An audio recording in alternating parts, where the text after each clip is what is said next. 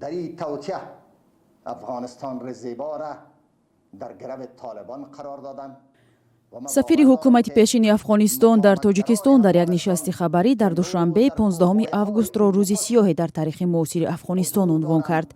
محمد ظاهر اغبر در صحبت با خبرنگاران از کشور تاجیکستان اظهار منتداری کرد و گفت مردم تاجیک در روزهای سخت و دشوار دست مردم افغانستان را رها نکردند.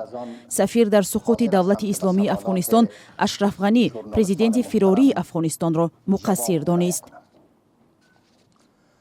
واقعا زمان در گذشت است فرار بزدلانه اشرف غنی سبب گردید که افغانستان در عرصه اقتصادی، سیاسی، نظامی، فرهنگی سقوط بکنه و دفن شود و به یک زندان خانگی به مردم افغانستان تبدیل شود. 1 سال است که میلیون ها انسان بیگناه افغانستان در زندان خانگی در یک حالت بد اقتصادی در افغانستان به سر میبرند. حقوق بشر در گروه طالبان اصلا مطرح نیست. افغانستان که یکی از امضا کنندگان سند معتبر بین المللی هست، با تأسف که طالبان با او سند برالوزی که باور ندارند و اعتقاد ندارند. این در حالی است که اشرف غنی عملکرد خود را درست و علاج برای پیشگیری از جنگ و خرابی ها می نامد و حکومت طالبان میگوید در کشور صلح و امنیت را جاری کرد. اما محمد ظاهر اغبر میگوید وضع اقتصادی کشور افغانستان با سبب رعایت نشدن قانون با مشکل جدی مواجه است.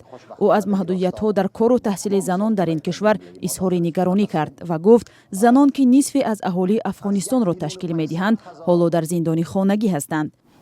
زنانی که در تجارت سهیم بودند، در پارلمان سهیم بودند، در وزارت ها سهیم بودند، در رسانه ها سهیم بودند، با تأسف که همه ایشان کار خود را از دست دادند.